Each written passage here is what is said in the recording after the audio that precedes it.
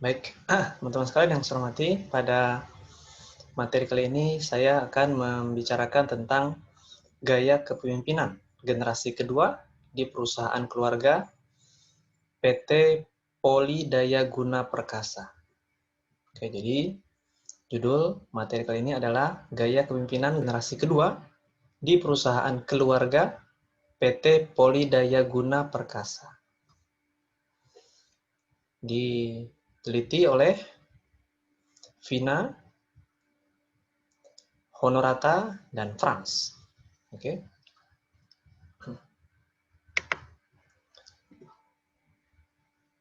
Dipublikasikan pada Jurnal Ilmiah Untak Semarang, volume 7, nomor 3 pada tahun 2018.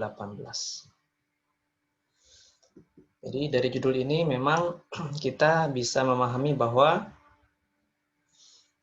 karakter pemimpin atau style dari leader suatu perusahaan itu berbeda-beda.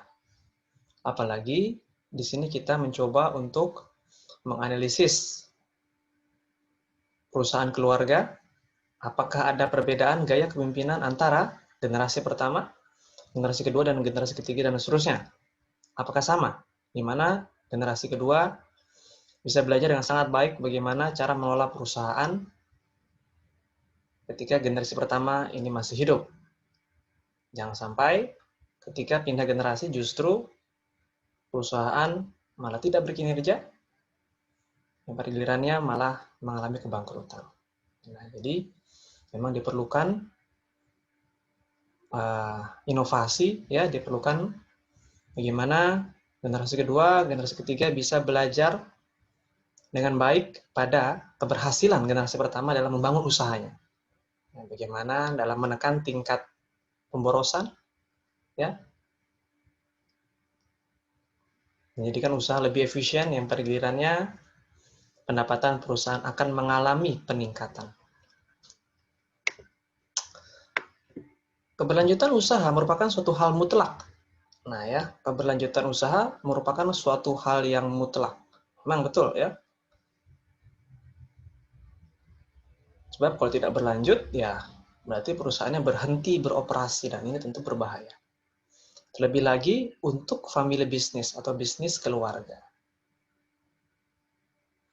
Penelitian ini bertujuan untuk menganalisis kepemimpinan generasi kedua dalam pengelolaan family business dan menganalisis peran pemimpin dalam pengelolaan kinerja karyawan di PT Poli Daya Guna Perkasa Ungaran. Ketidaksiapan pemimpin generasi kedua dalam masa peralihan kepemimpinan serta faktor dari lingkungan keluarga memiliki andil besar. Ya. Generasi selanjutnya haruslah memiliki persiapan yang sangat matang untuk bisa melanjutkan estafet kepemimpinan perusahaan keluarga. Ya. Generasi kedua, generasi ketiga, dan seterusnya memang haruslah memiliki keahlian yang mumpuni untuk mampu mengelola perusahaan agar bisa maju dan berkembang. Ya, tidak hanya modal keturunan saja, namun juga haruslah memiliki keahlian dan pengetahuan. Ya, kalau hanya modal keturunan tentu nggak bisa, ya, tidak akan ada gunanya. Nah, jadi kita bisa siap apabila kita memiliki pengetahuan yang cukup dalam mengelola perusahaan. Kita bisa siap apabila kita memiliki keahlian yang memadai dalam mengelola sumber daya yang dimiliki, seperti sumber daya manusia, ya, sumber daya alam di sekitar perusahaan. Tujuannya apa? Tujuannya agar, ya, perusahaan bisa survive, bisa sustainable, ya, bisa maju dan berkembang.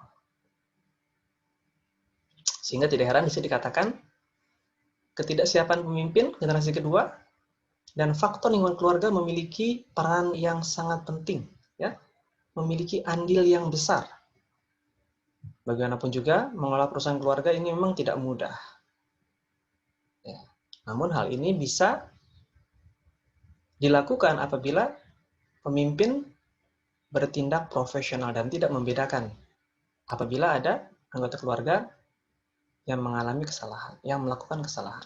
Tetap harus ditindak, sehingga perusahaan bisa tetap berjalan pada realnya.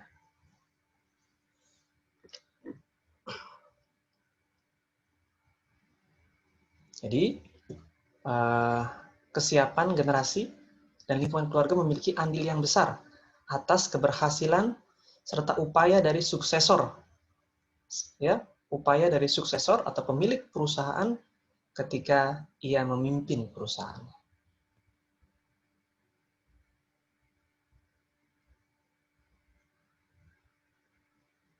Oke, lanjutkan. Perusahaan keluarga merupakan suatu fenomena umum yang terjadi di mana-mana. Sebagai tanggung jawab kepala keluarga untuk menjamin kualitas hidup yang lebih baik bagi keluarganya dengan cara membuka unit usaha. Jadi memang perusahaan keluarga merupakan suatu fenomena umum yang terjadi di berbagai tempat, di berbagai negara, di berbagai kawasan. Sebagai tanggung jawab kepala keluarga untuk menjamin kualitas hidup yang lebih baik bagi keluarganya dengan cara membuka unit usaha. Lingkup keluarga sebagai dasar awal menjalankan bisnis adalah karena pemilik bisnis membutuhkan perasaan aman dalam menjalankan bisnis. Nah, ya. Karena pemilik bisnis tidak mudah percaya dengan orang lain. Karena pemilik bisnis merasa aman dengan keluarga. Sehingga dalam tulisan ini dikatakan pada yang disampaikan oleh Pramono 2006, lingkup keluarga sebagai dasar awal menjalankan bisnis adalah karena pemilik bisnis membutuhkan perasaan aman dalam menjalankan bisnis. Ya, mereka mempersepsikan bahwa memang apabila berpartner dengan keluarga akan muncul rasa aman. Nah, ya, seperti itu. Pentingnya keberlanjutan bisnis keluarga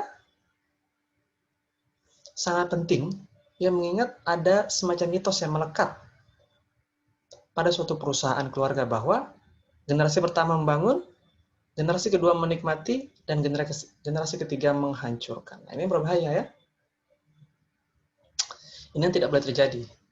Di mana generasi pertama susah payah membangun perusahaan dengan jadi dan berkembang, lalu generasi kedua menikmati hasil, dan generasi ketiga menghancurkan perusahaan dengan cara apa? Dengan cara menjual aset-asetnya, gitu, ya, sehingga perusahaan tidak bisa lagi beroperasi dan berkembang. Inilah memang yang harus dihindari sedemikian rupa sehingga pentingnya pengetahuan dan keahlian dan pengalaman ketika kita mengelola perusahaan keluarga, tidak hanya berdasarkan keturunan semata. Kalau hanya sekedar keturunan, tentu kehancuran yang akan didapatkan karena mereka belum memahami bagaimana mengelola perusahaan dengan baik, bagaimana mengelola karyawan dengan baik. Ya, karena mereka bukan robot, mereka juga punya perasaan. Sulitnya keberlanjutan bisnis keluarga banyak disebabkan karena konflik antar kepentingan bisnis. Konflik, ya, konflik kepentingan antar orang tua, antar anak, ya, antar saudara laki-laki, saudara perempuan. Sedemikian rupa mereka menginginkan penghasilan yang besar tanpa harus bekerja keras. Gitu, ya.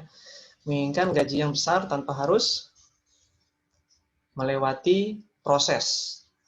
Langsung bypass saja. Nah, ini yang memang harus dihindari dan ditegakkan aturan-aturan perusahaan untuk memberikan hukuman, ya, yang sangat besar apabila ada anggota keluarga perusahaan yang melanggar aturan perusahaan. Yang sebaliknya, ya, perusahaan ingin maju dan berkembang, ya haruslah memiliki aturan yang sangat jelas dan terukur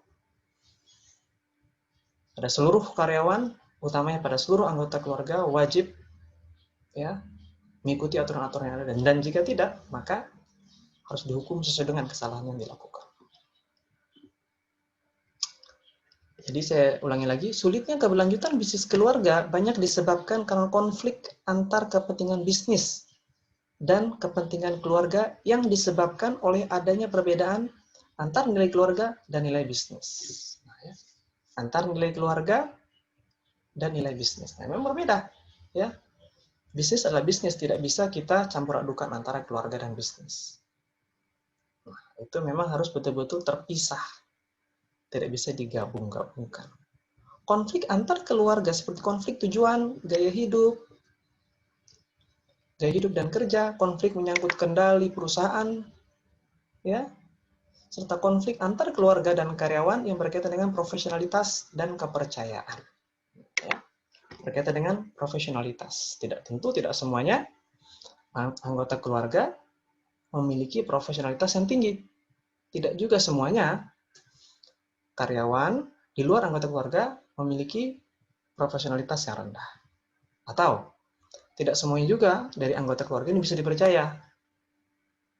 Ya, dan tidak semuanya juga di luar anggota keluarga ini tidak bisa dipercaya. Nah, itu akan kembali pada penegakan aturan awal perusahaan ketika mereka merekrut karyawan, haruslah mengikuti proses-proses yang sangat jelas.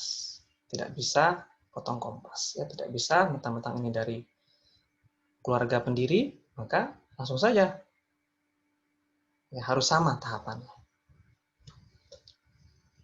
Jika itu terjadi, bisa menyebabkan perusahaan tidak dapat bertahan sampai ke beberapa generasi. Nah, ya, perusahaan bisa mengalami kerugian. Kenapa? Karena memang pos-pos penting, ya, tidak diisi oleh SDM yang sesuai dengan bidang keahlian. Apabila hanya diisi oleh SDM yang berdasarkan keturunan saja, tapi tidak berdasarkan keahlian, tentu sulit, ya, bisa maju dan berkembang. Nah, makanya pilihlah anggota keluarga yang memang memiliki keahlian terbaik, pilihlah anggota keluarga yang memang memiliki profesionalitas yang tinggi sehingga potensi keberhasilan perusahaan itu menjadi semakin besar. Di Amerika, 30% bisnis keluarga sudah dijalankan generasi kedua. Oke, 12% sudah dijalankan oleh generasi ketiga, dan yang 4% oleh generasi keempat. Nah, ini persentasenya, di mana ya sudah mulai beralih. Ya, perusahaan-perusahaan yang telah berdiri, katakanlah 50 tahun, 100 tahun, 150 tahun, ya, mereka umumnya sudah mainstream, ya, sudah memiliki pangsa pasar yang jelas, sudah memiliki SOP yang sangat baku karena pengalaman yang sangat lama. Nah, ini haruslah didukung oleh generasi yang bisa menekan efisiensi perusahaan, ya, tidak tercipta pemborosan. Generasi yang mampu merekrut dan merangkul karyawan agar mereka betah bekerja di perusahaan hingga usia pensiun. Nah, ini menjadi PR besar bagi generasi selanjutnya. Jangan sampai seperti tadi dikatakan di awal, generasi pertama membangun, generasi kedua menikmati, dan generasi ketiga menghancurkan. Kenapa menghancurkan? Karena tidak mengerti bagaimana mengelola perusahaan. Mereka hanya bisa berhutang dan pada akhirnya menjual aset. Pemborosan terjadi di mana-mana karena menempatkan SDM yang tidak kompeten pada bidangnya hanya disebabkan keturunan semata. Nah, ini betul-betul memang harus dihindari dengan cara penerapan hukuman yang tegas. Penerapan aturan yang tegas tanpa pandang bulu pada siapapun, termasuk pada keluarga bila disalah, maka harus dikenakan sanksi sesuai dengan kesalahan yang dilakukan. Suksesi perusahaan keluarga adalah proses perubahan dari manajemen dan ownership kepada generasi penerus dalam perusahaan keluarga. Nah, jadi suksesi perusahaan keluarga adalah proses perubahan dari manajemen dan ownership kepada generasi penerus. Jadi memang harus dipersiapkan, tidak bisa serta-merta, ya, tidak bisa serta-merta berjalan dengan sendirinya. Harus dipersiapkan alih generasi, di mana generasi pertama membimbing generasi yang akan menggantinya dengan baik, sehingga operasional perusahaan tidak akan terganggu apabila generasi pertama sudah tiada. Kenapa? Karena generasi keduanya sudah memang betul-betul memahami apa saja yang harus dilakukan untuk memajukan perusahaan dan tidak sebaliknya. Faktor yang mempengaruhi perusahaan keluarga tidak berumur panjang karena kurang suksesnya generasi pertama dalam mempersiapkan atau melakukan transfer pengetahuan. Nah, ini yang menjadi faktor yang sangat krusial, di mana generasi pertama tidak memiliki perencanaan yang sangat cukup untuk mengajarkan generasi kedua, mengajarkan penggantinya agar dapat melakukan hal yang sama seperti yang ia lakukan. Ini menjadi faktor yang bisa memicu kebangkrutan perusahaan apabila generasi pertama tidak bisa mempersiapkan penggantinya. Bila generasi pertama atau pemilik perusahaan tidak bisa mempersiapkan penggantinya dengan cara melakukan transfer pengetahuan. Nah, ini betul-betul harus dipersiapkan. Jadi, proses transfer pengetahuan atau knowledge transfer ini sangat penting karena kita saat ini dan ke depan akan menghadapi tantangan yang berbeda-beda dibandingkan di masa lalu. Misalnya dari teknologi, pendidikan, perindustrian, hukum, dan seterusnya. Nah, sehingga dibutuhkan transfer knowledge yang updatable. Transfer pengetahuan terbaru seputar permasalahan-permasalahan yang terjadi saat ini. Dan itu tentu dibutuhkan waktu dan adaptasi yang tidak bisa cepat. Nah, makanya diperlukan persiapan, perencanaan bagi pemimpin perusahaan untuk mempersiapkan usahanya agar bisa sustainable dengan cara melakukan transfer pengetahuan kepada pengganti. Perusahaan keluarga PT Poli Daya Guna Perkasa di Ungaran adalah salah satu PT dari Poli Group yang produksi plastik.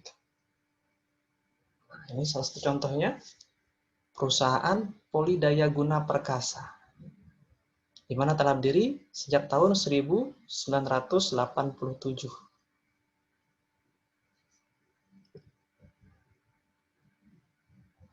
Nah, jadi di sini kita bisa tahu bahwa memang mendirikan perusahaan keluarga tentu tidak mudah.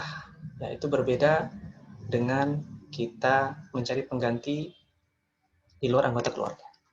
Karena kita berusaha untuk konsep dasar ini, mencari pengganti dari keturunan kita sendiri, maka kita harus bisa mempersiapkan dengan sangat matang. Jangan sampai justru pengganti kita ini hanya berleha-leha saja, yang pada gilirannya pendapatan perusahaan terus turun dan beban operasional perusahaan terus meningkat.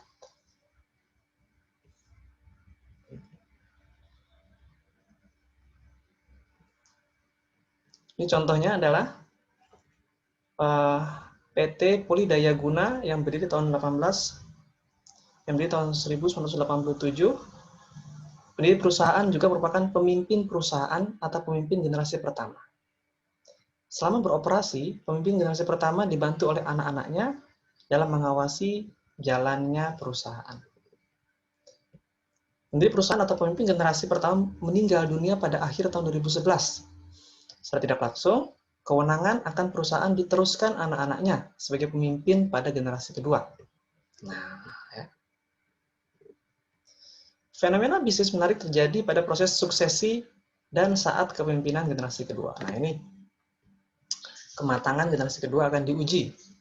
Apakah bisa setidaknya mempertahankan keberhasilan yang dilakukan oleh orang tuanya sebelumnya.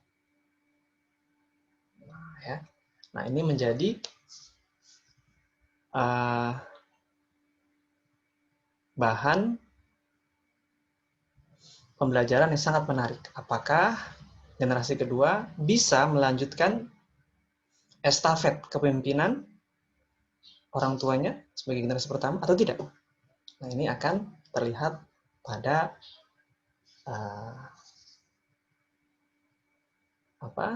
pada laporan keuangan perusahaan. Itu akan kelihatan, ya. Apakah perusahaan mampu mencetak profitabilitas yang tinggi? Apakah perusahaan mampu menciptakan unit-unit bisnis tambahan? Apakah perusahaan mampu meningkatkan asetnya? Itu akan kelihatan dari laporan keuangan perusahaan setelah ya dihandle atau dipegang oleh generasi kedua. Jadi ini saya kira singkat saja ya materi kita pada kali ini. Jadi diperlukan persiapan ya, transfer knowledge bagi generasi kedua untuk bisa mengikuti pembangunan, untuk bisa mengikuti produktivitas yang dilakukan oleh generasi pertama, agar jangan sampai terjadi generasi pertama yang membangun, generasi kedua yang menikmati, dan sedihnya generasi ketiga yang menghancurkan, ya, karena sibuk berhutang dan menjual aset perusahaan. Sekian, semoga bermanfaat.